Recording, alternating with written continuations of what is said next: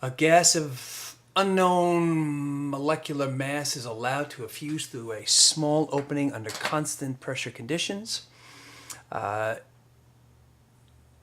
is required 105 seconds for 1 liter of gas to effuse. All right. Under identical experimental conditions, it is required 31 seconds for 1 liter of oxygen to effuse.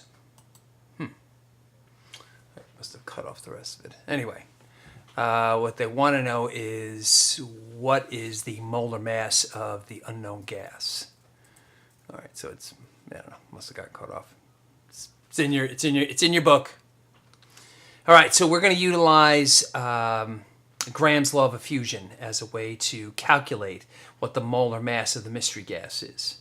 All right, so we were given a way of finding the rate, right? I mean, rate has to have some sort of time component, right? So liters per second, moles per minute, pressures per hour, something like that.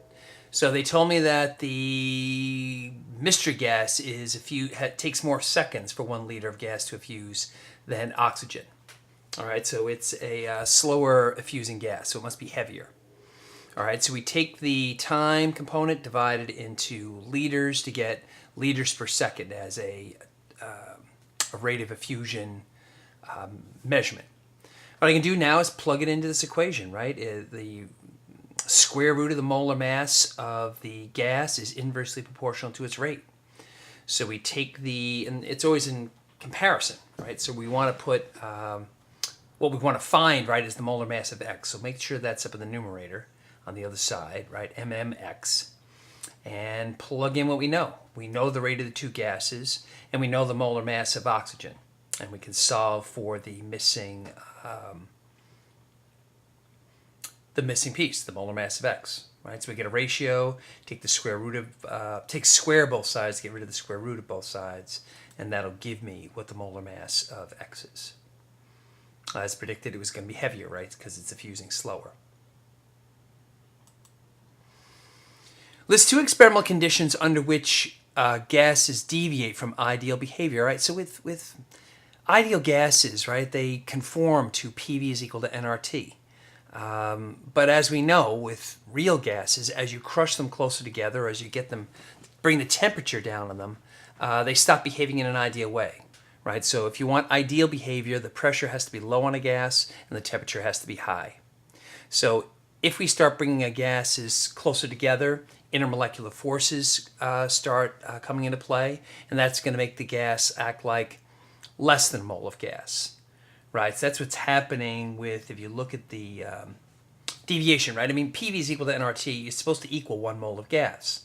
But these real gases are acting like less than a mole of gas. That's because of intermolecular attraction. All right, so gases do not behave in an ideal way. Do not behave in an ideal way at high pressures, low temperatures, right? So if you squeeze them and slow them down by taking lower temperatures, they're not going to behave in an ideal way. All right, so B lists 2 reasons why the gases deviate.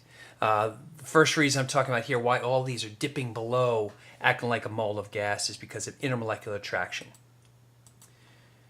The other one is they take up space in their containers. So eventually, if you squeeze them enough, right, these gases occupy space. They take up space in the container.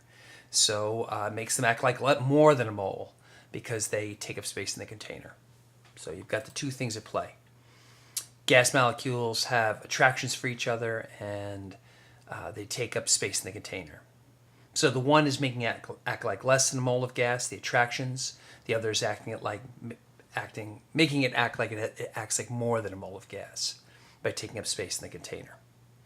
C, explain how the function of PV is equal to nRT can be used to allow the gases to behave in a non-ideal way. All right, so N should be a constant. N should be a constant under all conditions. I mean, this is when you're behaving in an ideal way. A mole of gas is a mole of gas. We're not adding moles of gas or taking away moles of gas. So if you're behaving in a non-ideal way, you're either acting like more than a mole of gas or less than a mole of gas. Negative deviation is due to attractive forces. Positive deviation is due to taking up space in the container. Calculate the pressure that tetrachloromethane will exert at 40 degrees Celsius if 1 mole occupies 33.3 liters, assuming that A, carbon tetrachloride obeys the ideal gas equation. All right, well, that's easy, right? We've done this before. We just take the pressure, no, take the moles, the temperature, the volume, make sure that they're the right unit, and plug them in and calculate what the pressure would be under these conditions, right? This temperature, this many moles, this volume. All right, B. Carbon tetrachloride obeys the van der Waals equations. All right, values for the van der Waals constants are given in 10.3.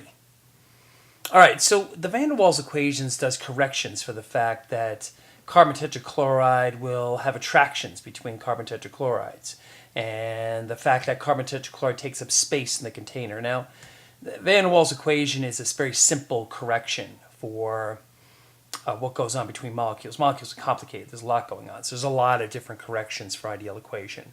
But van der Waals equation is one of them. All right, so with the van der Waals equation, we can take into consideration that it takes up space in the container, right? That'll make the pressure act like more than a mole of gas, right? Because subtracting volume from the container would make the pressure greater, right? So you get a B constant that represents how much carbon tetrachloride takes up space in the container. And again, someone measures this. They do experiments and they give you come up with a B value that's going to correct for the fact that carbon tetrachloride takes up space in the container. So you multiply that by the number of moles and subtract it from the volume. The other component of the van der Waals equation takes into consideration attractions, right? That's an A constant. All right, the A constant for carbon tetrachloride is 20.4. So I multiply that by the square of the mole value divided by the square of the volume value and subtract it. This will make the pressure lower because intermolecular attractions bring down the pressure on an ideal gas, right? Hold the particles back from hitting the side of the container. All right, so when I plug this in, I get an adjustment. All right, this gas is acting like less than a mole of gas would, right? It has a lower pressure than, let's click back. Than without using the van der Waals equation. So without the van der Waals equation, without that attraction between the molecules, this this compound acts like less than a mole of gas. So a very strong attraction between the particles kind of overwhelms the fact that, initially at this temperature anyway, it takes up space in the container. All right, C. Which would you expect to deviate more from ideal behavior under these conditions, chlorine or carbon tetrachloride? All right, since it's the attraction of the component at this temperature that's dominating, carbon tetrachloride is a more warpable molecule, meaning you can get a greater dipole moment or an induced dipole moment with carbon tetrachloride than you can with chlorine. So it's going to have a much greater A value than chlorine will. All right, strong intermolecular attractions causes the pressure to act like less than an ideal gas. So when I look up these values, I see that we get an A value, right, an intermolecular attraction value way greater than chlorine. So under these conditions, it's about strong intermolecular attractions, and you're going to get greater ones with carbon tetrachloride, so more of an effect with carbon tetrachloride than with chlorine. And that's it.